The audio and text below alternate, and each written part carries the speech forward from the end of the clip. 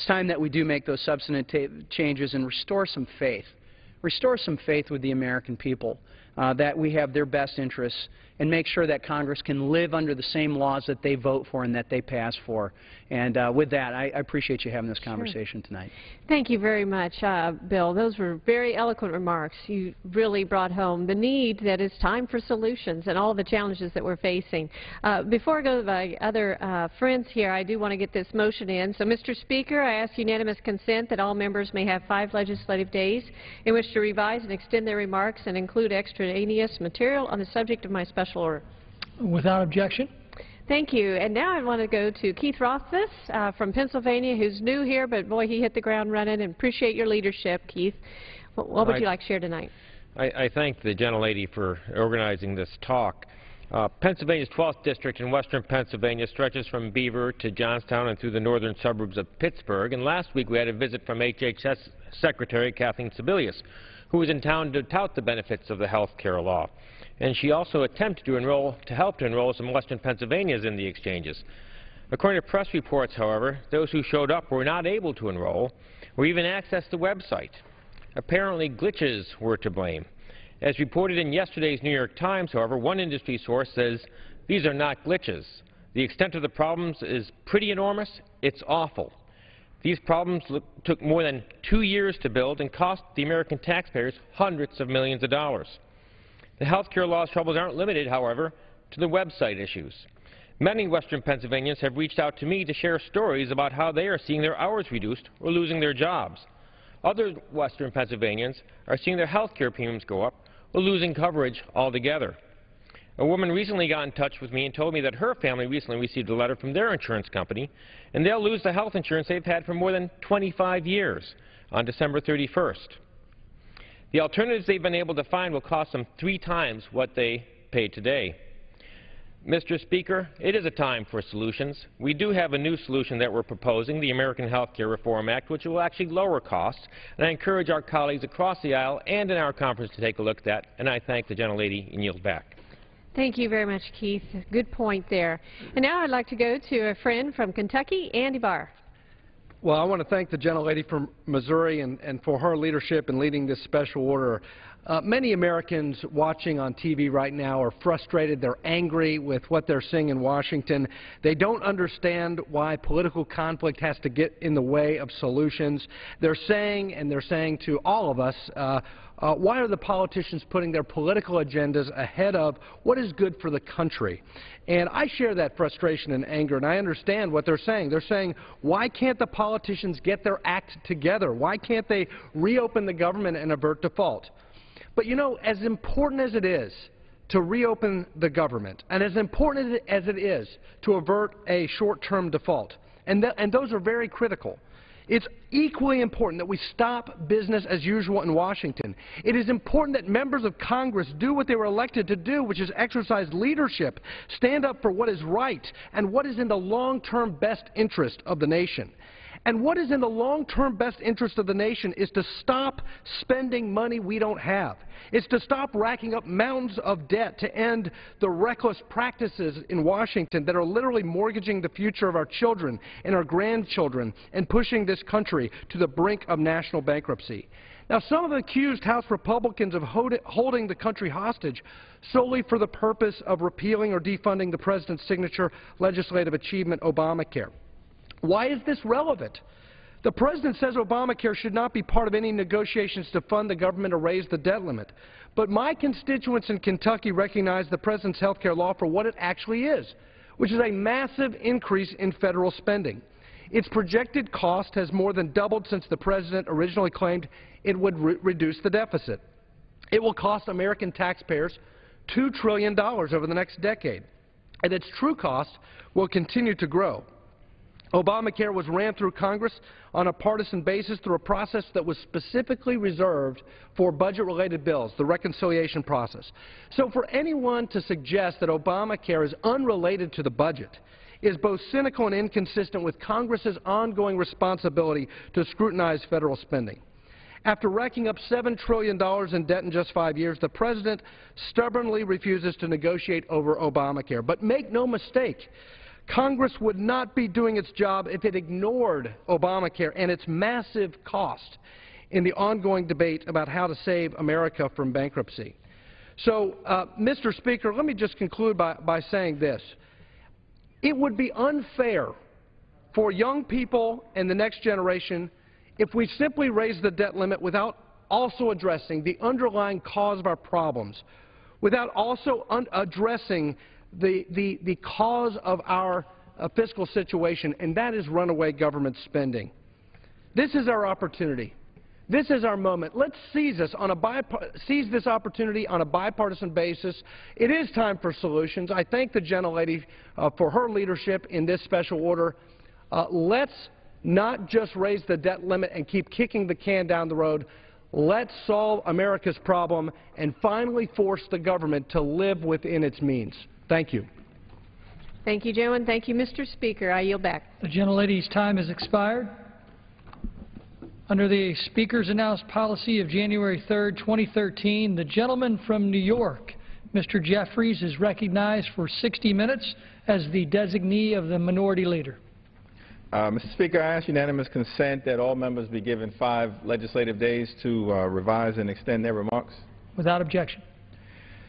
Mr. Speaker, it's my honor and my privilege today to stand in the House of Representatives along with my distinguished colleague from the Silver State, Representative Stephen Horsford, and to co-anchor this CBC special order, this hour of power where for the next 60 minutes, members of the Congressional Black Caucus have an opportunity to talk directly to the American people about the situation that we face in this country right now, related to both the government shutdown and the impending debt ceiling crisis that we confront.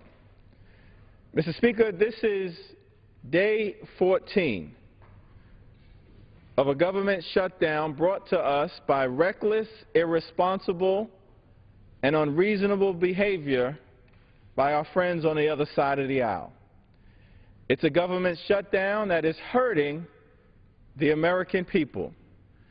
It's hurting children, placing their Head Start programming at risk. It is hurting seniors who rely on the Meals on Wheels program. It's hurting expectant mothers who may be unable to receive the nutritional assistance that they're otherwise qualified for. It's hurting more than 800,000 hard-working civil servants who've been unceremoniously cast out of their jobs, uncertain as to when they may be able to return. It is hurting America. But as bad as this government shutdown has been, we're also faced with a crisis that might be even worse if we are unable in this House to raise the debt ceiling within the next several days. The Treasury Secretary has indicated that the United States effectively will run out of the capacity to pay all of its bills and its creditors if we do not raise the debt ceiling by Thursday, October 17th, just a few days from now. Now, the debt ceiling has been a vehicle that all too often has been mischaracterized, perhaps intentionally, perhaps out of ignorance. I'm not certain. But let's just clear the record as to what the debt ceiling actually represents. It is a backward-looking vehicle, not a forward-looking vehicle designed to give the president the ability to spend more. That's a gross mischaracterization. The debt ceiling is a backward-looking vehicle designed to give the president and this administration the capacity to pay bills that this Congress has already incurred. We just want the Congress to undertake its constitutional responsibility pursuant to the 14th Amendment, where in Section 4 it makes clear the validity of the public debt authorized by law shall not be questioned, and it's Congress in Section 5 of the 14th Amendment that has the responsibility to adhere to that constitutional requirement.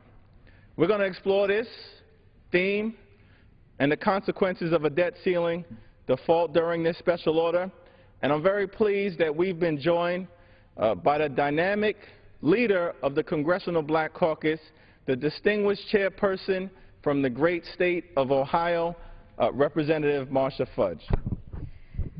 Thank you so much. I thank the gentleman for yielding. And I'd like to thank my colleagues, Congressman Jeffries and Horsford, for once again leading the Congressional Black Caucus Special Order Hour. Mr. Speaker, here we stand nearly 72 hours before the United States Treasury reaches the debt limit.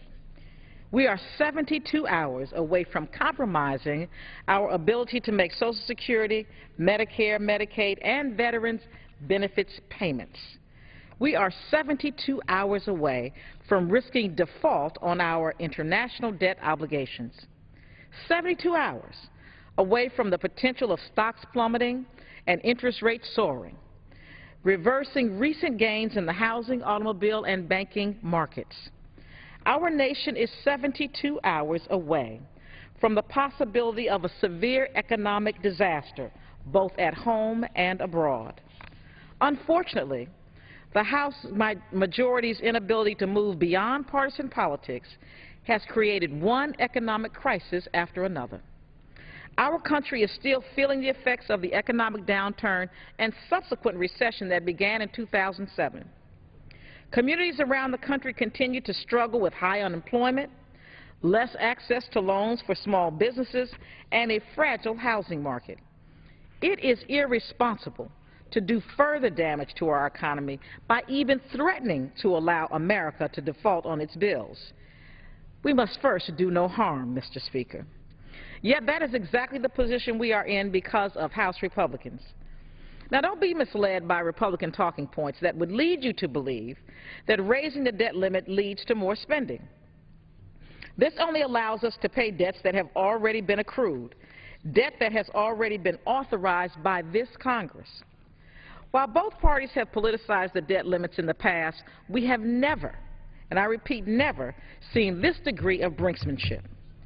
Prior to this dysfunctional Congress, the debt limit debates never contemplated an actual default. Members of Congress never faced the impact of crossing that threshold and artificially forcing the nation into the depths of economic disaster. And ultimately, when legislative language was attached to the debt limit, it was a part of a package that passed with strong bipartisan support. We simply cannot afford the catastrophic consequences of a government default. It is time for Congress to put the American people first, work together to find a solution, and put partisan bickering behind us. Our nation has worked too hard to put us on the path to recovery. Mr. Speaker, it is time to move forward.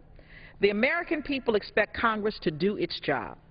The CBC stands ready to work with our colleagues to raise the debt ceiling, reject the politics of brinksmanship, and get our economic house in order. I yield back.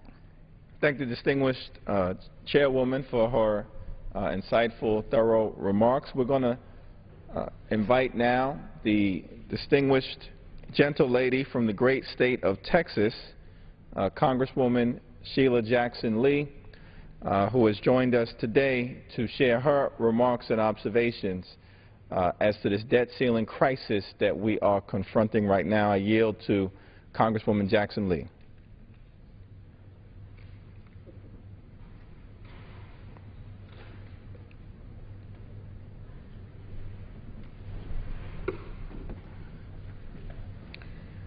Let me thank the gentleman for his courtesies and look at this in a somewhat unique fashion to speak to the pending crisis and to join with my colleagues, and particularly in following the chairwoman, Congresswoman Fudge, and thanking her for setting the tone of the interests of the Congressional Black Caucus to be collaborative and to be problem solvers. Let me thank the distinguished gentleman from New York for his timeliness in bringing us to the floor tonight, Mr. Jeffries, and the gentleman from Nevada for recognizing the vital importance of speaking to the American people and certainly to our colleagues. I do want to offer to my colleagues a legislative initiative that I hope all of my friends, Republicans and Democrats, will join in sponsoring HRES 375, which commits this House to refraining from conditioning the resolution of fiscal and budgetary disputes on the taking of action related to non-germane legislative matters. As I listened to my friends on the other side of the aisle, one person sought to refute the representation that all of us have made, is that we've never been in a position to hold hostage the whole budgeting process through the idea of a legislative fight. And I would beg to differ in the interpretation of my Republican friends that that has occurred. It did not occur during the shutdown dealing with President Clinton and the Speaker of the House, then Speaker Gingrich. And in fact, we had passed a number of appropriation bills that had already been passed. And so there was not this dire complete collapse, even though the government was shut down, complete collapse of the government that we are facing now. In addition, there is a representation that we've passed any number of pointed appropriations during this shutdown. Mr. Speaker, those were only political votes. The reason why they were ineffective and members of our party voted against them because they were political votes. They were meant entirely to get Democrats on the record for half funding Health and Human Services, half funding Indian Services, half funding Homeland Security, half funding any number of departments that in fact did not make sense. So let me give you the real cost, if you will, of where we are today and give it from the perspective of my committee, and that is the Judiciary Committee and one of our major FBI major agencies, the FBI, that clearly has focused on the security of this nation, domestic security, very vital work of field agents that I work with every day. Just about 72 hours ago, FBI agents joined with my local officials in Houston and busted a heinous and horrific human trafficking operation. Little girls sexually used and abused and manipulated, if you will, the FBI. But here's a quote from the FBI. The impact of sequestration, which is part of the budgeting process, puts us further behind enemies and criminals that pose threats to national security and public safety. And they list a whole litany of issues that are impacted. Let me just read a few.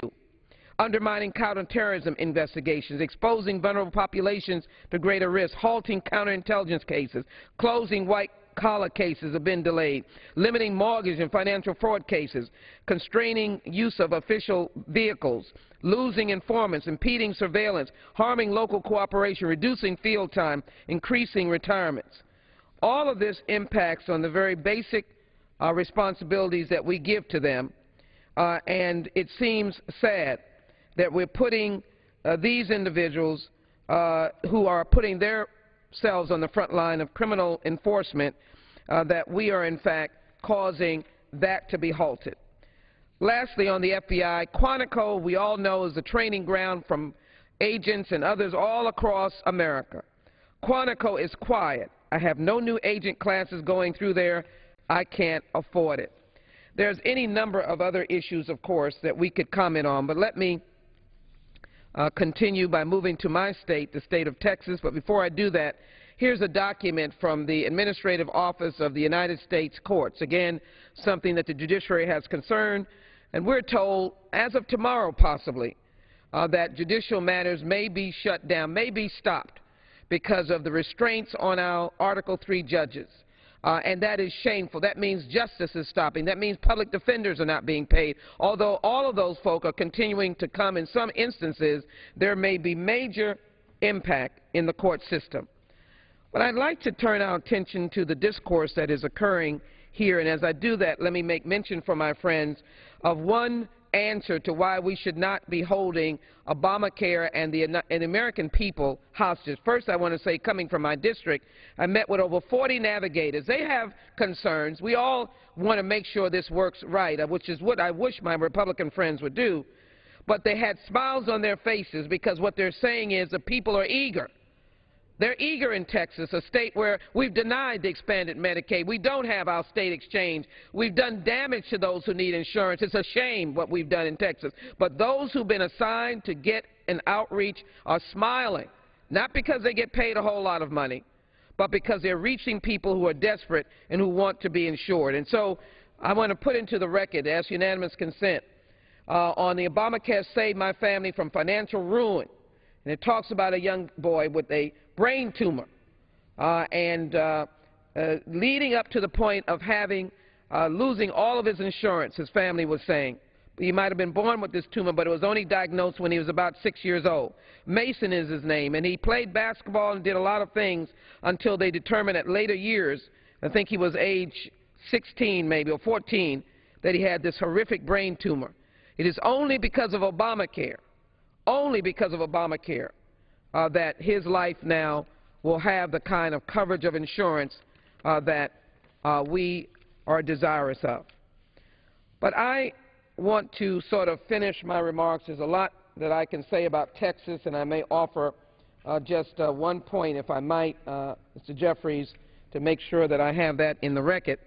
We all are concerned about our individual states, and so for my friends back home, this is a state that has some 36 members of Congress, 2 senators, and I'm on the floor fighting against this shutdown. And the reason that Texans need to be aware that it's important that you fight against this shutdown and put a clean CR on the record is that this would cost 582,829 Texas residents who took out a home mortgage or refinanced their existing mortgage last year $36,000 over the life of a typical 30-year loan, as I'm jumping to if we go into default over the next 2 days. The Republican debt default would put at risk the retirement plans of 4,473,000 Texans.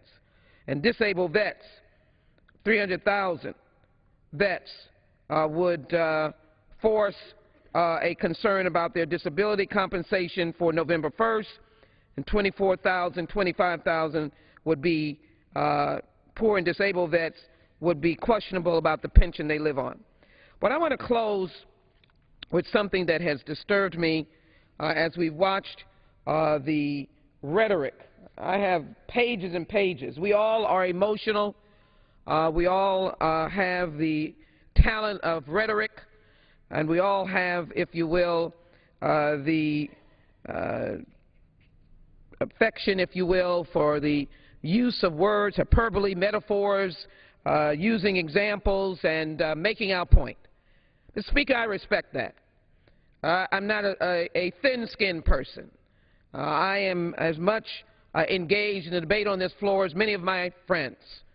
But all of us should be sensitive to the words that suggest that we have other motives. And so I come to the floor today to raise issue with what is perceived in many communities of the different treatment of President Obama. Now, you can read between the words why he's treated so differently and why he is cast about with such utterly ugly and demeaning suggestions. And in demeaning him, you're demeaning a whole body of other folks. I take issue with that.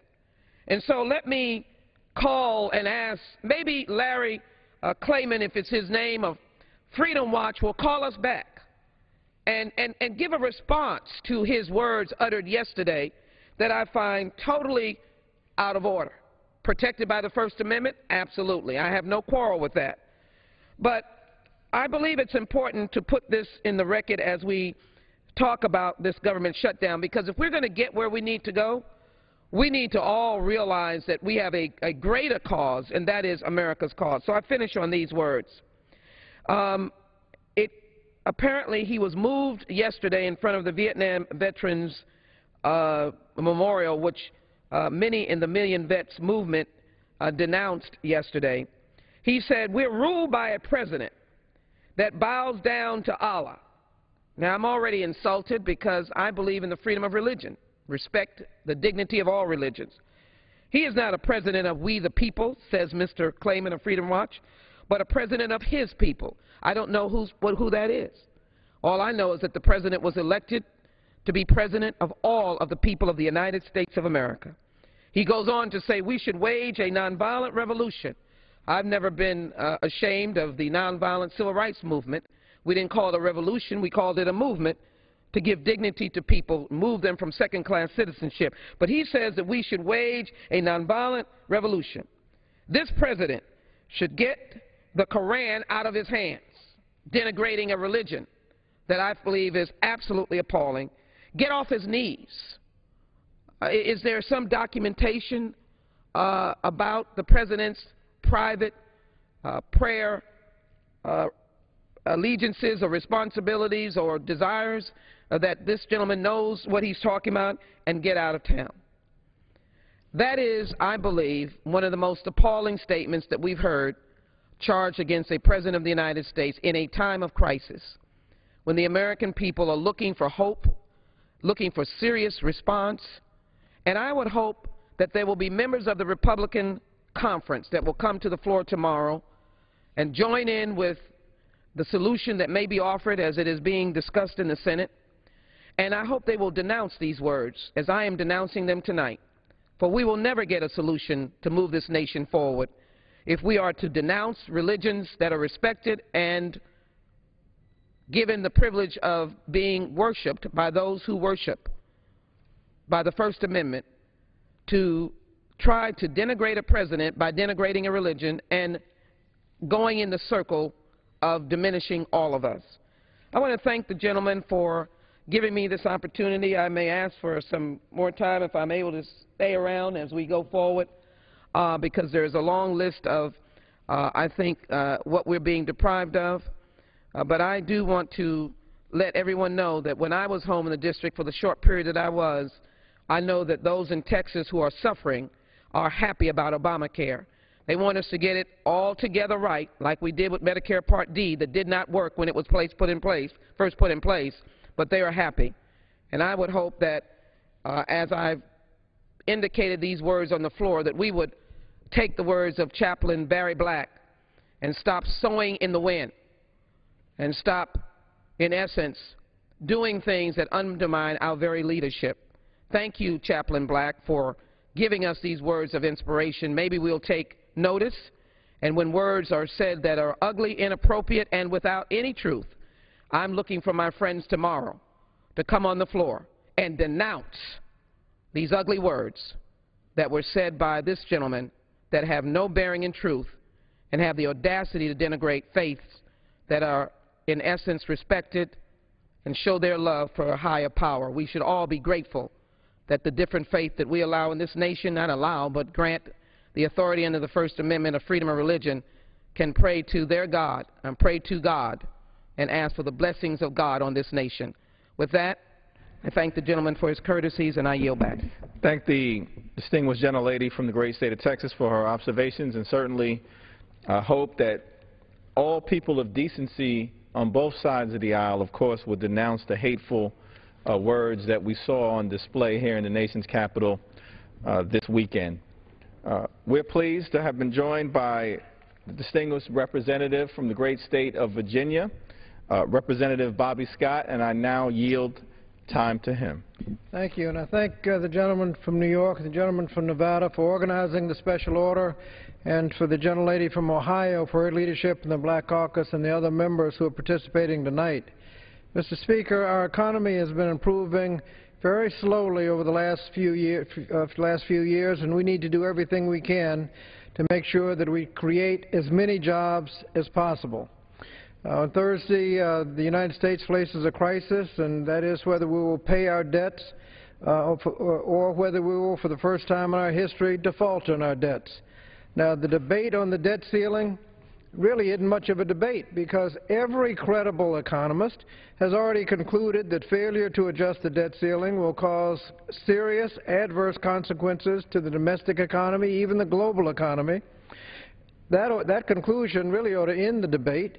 For those who want a little more information, you only have to look back a couple of years where the Republicans made a credible threat on the debt ceiling, and the S&P, just based on the credible threat, although we raised it in time, the S&P downgraded the credit worthiness of the United States for the first time in history.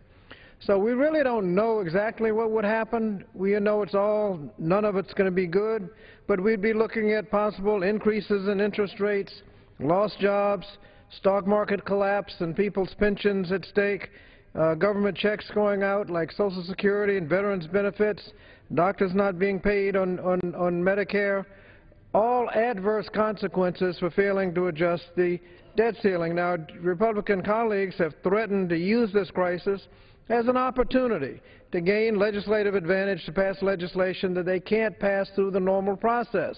Now, unfortunately for them, The Nation magazine published their wish list.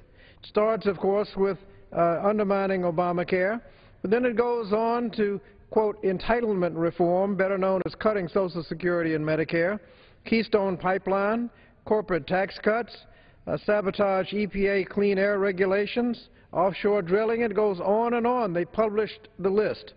But the full faith and credit of the United States should not be a bargaining chip held hostage unless some legislative ransom is paid. Suppose the Democrats played the same game and put on the table immigration reform or gay rights, a jobs bill, or gun safety, and we're going to shut down the government or mess with the debt ceiling unless we get our way on that legislation. How dysfunctional a government would we have then? Now, in the past, there have been debt ceiling, and people have referred to the fact that in the past there have been negotiations over the debt ceiling. But those were different negotiations. Those were negotiations on the debt ceiling in the context of course, we're going to adjust the debt ceiling. And then you put things on the bill, so if you can get your little amendment on the bill, you know you're in good shape because that bill's going to pass. You'll get over the line. It has never been in the context of I don't get my way, we'll explode the economy. Until 2 years ago, when the Republicans pulled the stunt and the S&P downgraded our credit rating. About 45 times since the 1980s, we've increased the debt ceiling. It's always been in the context of course, the debt ceiling will be increased.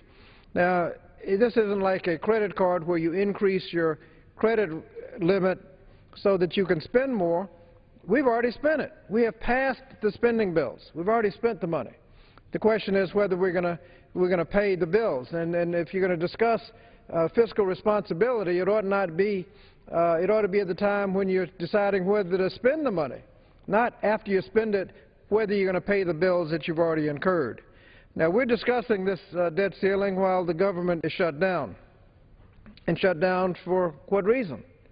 It started off on Obamacare, and many Republican senators have already said that that wasn't going to happen and it wasn't a good idea to shut down the government over Obamacare. Now that apparently they've pretty much given up on that, and some have said, well, we've shut down the government, we got to get something. The problem with giving something for shutting down the government is that there's a fairly fundamental concept in psychology. If you positive reinforcement, if you reward somebody for doing something, they'll probably do it again.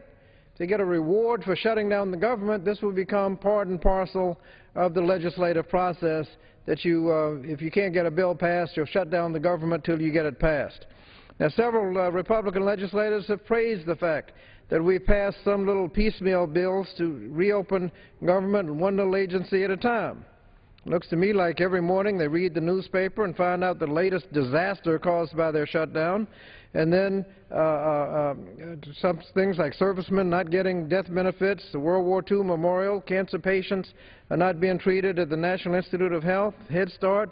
Every morning they read the tragic effects of their shutdown and then run to the House to address the disaster of the day and try to get some 30-second soundbite to cover up the fact that all they're doing is cleaning up part of the mess that they already caused.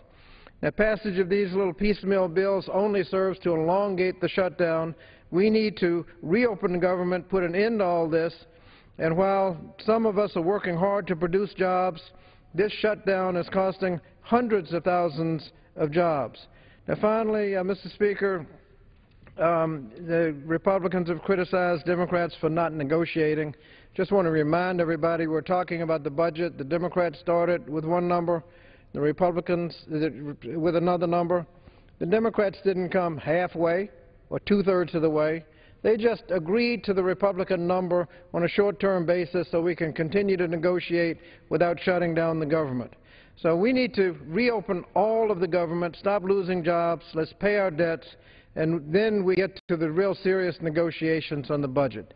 I thank the gentleman for yielding and look forward to reopening government, paying our bills, and then getting into the tough negotiations.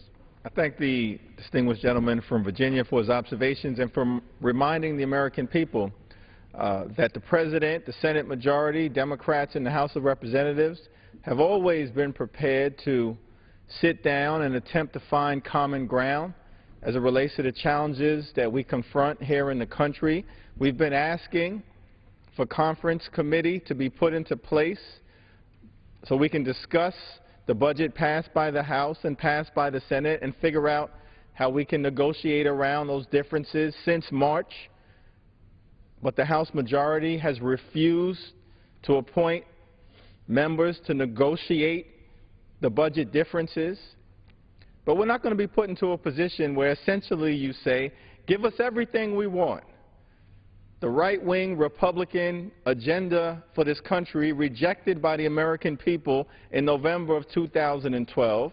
But notwithstanding that fact, give us everything we want or we're going to shut down the government or force a default that plunges this country and the world into a painful recession. We're not interested in negotiating on those terms because it's not in the best interest of the American people. I'm pleased that we've been joined by the distinguished representative from the great state of California. Let me now yield time to Representative Barbara Lee. Thank you very much. First, let me thank you, both Congressman Jeffries and Congressman Horsford, for your tremendous leadership, your vigilance, and your diligence. And we appreciate your conducting these special orders to make sure that the American people know the truth about what's taking place here in Washington, D.C. Also, I have to salute our chair of the Congressional Black Caucus, the gentlelady from Ohio, Congresswoman Marcia Fudge, for her leadership and ensuring that the entire Congressional Black Caucus continues to be the conscience of the Congress. Here we are 14 days into the Tea Party Republican shutdown and 3 days away from the Tea Party Republican government default, which would be the first in American history. Since taking control of the House of Representatives 2 years ago, the Tea Party has governed by brinksmanship. First, they were unable to accomplish their goals of decimating the government through legislation, so they have resorted to the type of tactics that eventually led to the sequester and to the shutdown of the federal government. Now, the last time that the Republicans refused to lift the debt ceiling and relied on brinksmanship to get their way, a super committee was formed as a way to reach compromise, which of course didn't work and led to the sequester, which has caused devastating across-the-board cuts to programs that the American people rely on, including 57,000 slots which were cut from Head Start already, and services such as Meals on Wheels that our seniors depend on for a nutritious diet. As a member of the Appropriations Committee and the Budget Committee, I have joined Democrats in demanding an end to sequester and fought to restore the cuts to these vital programs. Yet even though we disagree with the funding level that these reckless cuts enacted, sequester was a horrific action that we took, unfortunately. It's wreaked havoc on the lives of so many people. Even though we oppose that, we have agreed to vote for this budget to reopen the government and to put people back to work and to provide the desperate services that people need. Then, of course, to add insult to injury, Republicans insisted on shutting down the government, all because of an obsession with repealing and destroying the Affordable Care Act. Now, the Affordable Care Act is the law of the land. It has been upheld by the Supreme Court, and Americans are finally enrolling in coverage that they've been waiting for years, just to gain access to affordable health care. In fact, in its first week, the Covered California Exchange in my home state had nearly 1 million visits to its website, and Californians have begun filling out nearly 44,000 applications for coverage. The only thing that the Tea Party Republicans have accomplished with this shutdown is the loss of nearly $4 billion in economic activity and misery and pain with the American people. They continue to deny federal workers, the National Park Service, life-saving cancer research, pregnant women, mothers, young children, seniors, and veterans who have risked their lives for the nation. They have denied them a fully functioning government. It's a shame and disgrace. In my own county, funds for the Women, Infant, and Children Nutrition Program and funds for the Temporary Assistance for Needy Families, these funds will run out at the end of the month. Now, the consequences of the default. Republicans have simply refused to listen to what the vast majority of Americans are saying. And now the Tea Party Republicans are willing to risk the nation's credit rating and the world economy to achieve their goals. If the Tea Party refused to raise the debt ceiling and force a default on this nation's debt, which, mind you, are bills that we have already agreed to pay, every American household will feel the impact. Retirement savings will be lost. Mortgages will be harder to get. The full faith and credit of the United States is non-negotiable. We are not a deadbeat nation and should pay our bills. It's time for the Tea Party Republicans to end the brinksmanship, open the government up, put people back to work, pay our bills, and let's begin to negotiate on a real budget that will ensure the American dream for millions of Americans who this dream now, quite frankly, is turning into a nightmare. Thank you, and I yield the balance of my time. Well, Congresswoman Lee, thank you for continuing to be an unyielding advocate for the downtrodden, the disaffected, and the disenfranchised in such a tremendous way. Let me now yield some time to a distinguished member of the freshman class, also joining us from the great state of Texas, my good friend, Representative Mark Vesey. Mr. Speaker, I'd like to take the time to thank my friend from New York and the gentleman from Nevada for helping put together this special hour on what's really important in this country. And we know just how vital and vibrant we want our economy to be, and it's hard to do that if we're not taking care of our credit. And appreciate both of these gentlemen for taking this hour to talk about this. I would also like to thank my colleague from Texas, Sheila Jackson-Lee, who spoke so eloquently on so many different areas that would, in government that would be affected if we were to have a shutdown, and how the Affordable Care Act is helping Americans, helping working Americans do better. Whether you're from Houston, where Sheila is, or the North Texas area where I'm from, in the Dallas-Fort Worth area, people are concerned. People are starting to get very worried about the very dangerous prospect of approaching the legal debt limit since we are only 3 days away from default. In 2011, the credit agency Standard & Poor's downgraded the U.S. credit rating for the first time in history. S&P said this back then: the political brinksmanship of recent months highlights what we see as America's governance and policymaking becoming less stable, less effective, and less predictable than what we previously believed. The legal debt ceiling and the threat of default have become political bargaining chips in the debate over fiscal policy. Following that particular downgrade, it is estimated that job growth took a 28% nosedive. Can we afford a 28% nosedive right now? I think not. This also costs Americans more than 200,000 jobs. Right when we're starting to do better, the economy is starting to be kicked into motion from what was a very bad period over the last several years. We can't afford 200,000 jobs right now. We have to do everything we can to get ourselves out of the situation that we're in now. Also important is that consumer confidence dropped to levels mirroring those during the Great Recession, which had a negative impact on economic activity. The GAO found that taxpayers paid $1.3 billion in additional interest. Let me repeat that. The GAO found that hardworking taxpayers paid $1.3 billion in additional interest costs because of the delayed 2011 debt limit increase. Is that what we want the hardworking taxpayers of our country, to have to pay additional taxes because we can't get our act together, because the Republicans can't get their act together on the debt ceiling? 2 years after the S&P's bleak assessment and the clear economic data, here we are again, brought to the brink. What must be clear on what exactly the debt limit is and what it is not. Increasing the debt limit does not increase the federal debt. It does not give a blank check to our government to spend all it wants. Increasing the debt limit will simply allow the federal government to pay bills that Congress has already accrued. Some of the payments that the federal government must make are interest payments on Treasury bonds, Social Security and Medicare benefits, military active duty pay, retirement and VA benefits.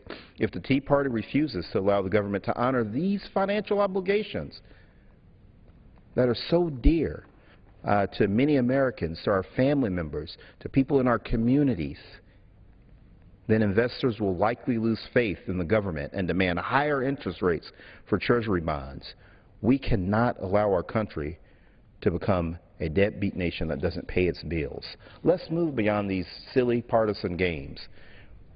We have the American economy at stake here, and more importantly, we have the economic livelihood of every American in our hands. The full faith and credit of the United States should not be up for negotiation.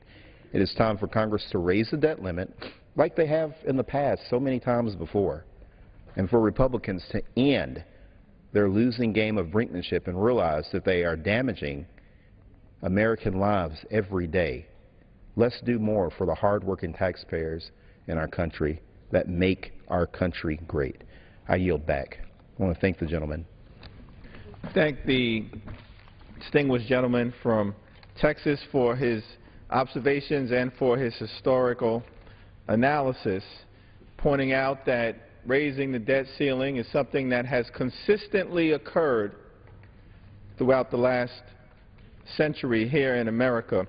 I want to enter into the record a White House correspondence that reads in part as follows. This country now possesses the strongest credit in the world. The full consequences of a default, or even the serious prospect of default by the United States, are impossible to predict and awesome to contemplate. Denigration of the full faith and credit of the United States would have substantial effects on the domestic financial markets and on the value of the dollar in exchange markets. The nation can ill afford to allow such a result. Mr. Speaker, this letter is dated November 16, 1983, and those words were written by then-President Ronald Reagan to Senate Majority Leader Howard Baker. The nation can ill afford to allow such a result. Ronald Reagan raised the debt ceiling 18 times during his 2 terms. And yet our good friends on the other side of the aisle want to come here and lecture President Obama as if he's being irresponsible, when the paragon of conservative presidential leadership recognized the necessity on 18 occasions, and as memorialized in this correspondence, of raising the debt ceiling. We're pleased that we've been joined by the distinguished gentle lady from Columbus, Ohio, who has conducted herself with such intelligence and grace in her 10 months here in the United States Congress, and We're proud to call her a member of this freshman class. I yield now to Representative Joyce Beatty. Thank you, Mr. Speaker, and thank you, Mr. Jeffries, and to Mr. Horsford. It is an honor for me to stand here on this floor with you as a colleague in our freshman class.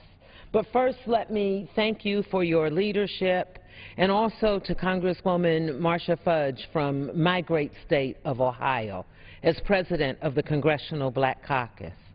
As I stand here tonight, I am reminded of the words of Martin Luther King when he said, "The ultimate measure of a man is not where he stands in a time of comfort and convenience, but where he stands in a time of challenge and controversy." Mr. Speaker, I rise today during this time of challenge and controversy to express my strong concern over Republicans' failure to immediately raise our country's debt limit. The failure to act is threatening an imminent default on our nation's financial obligation. Raising the debt limit does not grow our deficit. Instead, it allows the Treasury to pay for what this Congress has already spent. What are the facts? Since 1917, the debt limit has been raised 103 times. In recent history, it has been raised 45 times, and as you have heard my colleagues state, 18 times during Ronald Reagan's presidency. And in 237 years since our country's founding, we have never defaulted on our financial obligation. Yes, never. But if Republicans refuse to increase the debt limit by October the 17th, the Secretary of the Treasury has indicated very clearly that we won't be able to pay our outstanding debts on time. Quite frankly, this is unthinkable. The full faith and credit clause of the United States Constitution directs that the United States will pay all its debts in full and on time, every time. America's full faith and credit has been the basis for our global economic superiority for at least 100 years. Like ordinary Americans, if the federal government does not pay its bills on time, then when it comes time to borrow in the future, the interest rates we pay will be much higher. If the debt limit is not raised, Americans will feel the impact immediately, both directly and indirectly. Who loses? Payments owed to our soldiers and veterans for their services will be delayed. Nearly 4 million disabled veterans receive monthly payments in recognition of their sacrifice. If we default, they will not receive their benefits on November the 1st. In my home, the great state of Ohio, 1,183 veterans receive disability compensation. It would be unthinkable for us to fail to pay them and the benefits that they have earned for their services. Who loses? If the debt ceiling is not raised, more than 36 million Social Security recipients will not receive their earned benefits. In Ohio, over 2 million residents rely on Social Security to meet their ends, or to make ends meet. A default in our obligations would force them to choose between paying their rent or buying groceries. It is not a choice that Congress should force on our constituents to make. Americans will also see a sharp spike in interest rates offered on home mortgages, credit cards, car payments, student loans. The spike will have an immediate, devastating, negative impact on our nation's housing recovery, which has been a driving force in recent economic growth. If Americans default, the average homeowner will pay an extra $100 a month in increased interest rates. This will cost families $36,000 over the life of a typically 30-year home loan. And as the stock market reacts to the most significant defaults in modern history, you can expect steep drops in your IRAs, your 401ks. Just last week, Secretary of the Treasury reported that if our nation were to default on our debts, the consequences, quote, would be catastrophic. Yes, catastrophic, with many private sector analysts believing that it would lead to the events of the magnitude of the late 2008 or worse. We are still recovering from the worst recession in 80 years. We simply cannot afford to go backwards, to go to double-digit unemployment, declining housing values, the financial markets declining, and a climate of economic uncertainty for business. Americans deserve swift action. I implore House Republican leadership to bring to the floor a bill which will raise the debt limit so the Treasury can continue to pay all of its bills on time. And lastly, I turn to the other imminent crises, reopening the federal government. Throughout this hour, you have heard my colleagues talk about the choices that you force Americans to make when you try to piecemeal our funding.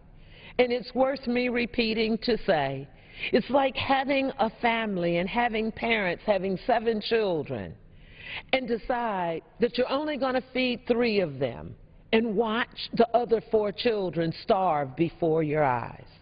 We stand on this floor as Democrats and Republicans every day, and we talk about how we care for this America, how we want to provide services.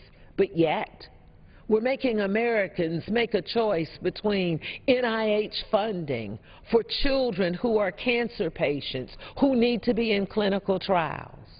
We make a decision to pull the funding, federal funding in 11 states, that they're losing their Head Start grants. And the list goes on and on. This is not the America I know.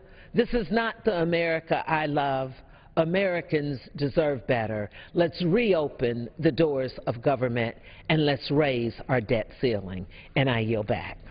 Thank the distinguished gentlelady from Ohio for very eloquent remarks.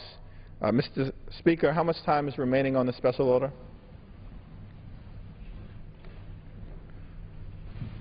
Nine minutes. Thank you very much. We've also been joined by another distinguished member of the freshman class, the always nattily dressed representative from the great state of New Jersey, my good friend, Congressman Donald Payne.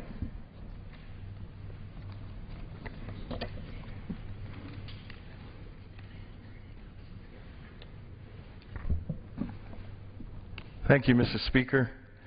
And let me say that, may I recognize you and say you look very good in that chair. Mr. Speaker, I'd like to thank the gentleman from New York and the gentleman from Nevada for having this special order tonight, and also our tireless and fearless leader, the Honorable Marcia Fudge, Chairwoman of the CBC. Insane, catastrophic, chaotic, a nuclear bomb. These are just some of the words of our top economists and business leaders have used to describe what will happen to our economy if Congress chooses not to pay our bills on time. The last time we flirted with not paying our bills on time, the economy flew into a tailspin.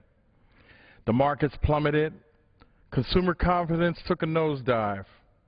Our credit rating was downgraded. And our economic recovery came to a screeching halt. And that was when we only got close to a default. If we actually defaulted, the short and long-term consequences would be unimaginable. So if this is the case, then how did we even get ourselves here again? The answer is simple. An extreme group of the Republican Party, the Tea Party, is obsessed with defunding the Affordable Care Act. That they are even willing to shut down the government and hold the full faith and credit of the United States hostage. Now, what does that mean? The full faith and credit. Mr. Speaker, when I hear that, it makes me think about what this nation has meant to the world, about what this nation has done for its people. The full faith and credit of the United States. I wouldn't want that on my conscience, that I was part of this body when it defaulted, because that's what you'll be remembered for. You were here during the darkest time in this nation's history. It is irresponsible that a small group would hold the American economy hostage simply because they don't like one presidential policy or the man. The Affordable Care Act is already the law. Even now that the government is closed because of the Republican shutdown, the law is going into effect as we speak. So I urge my reasonable colleagues on the other side to listen to the American people, because the people in my district are still hurting from the economic recession. They don't need a manufactured crisis on top of it, and I will yield back at this time. I thank the distinguished gentleman from New Jersey.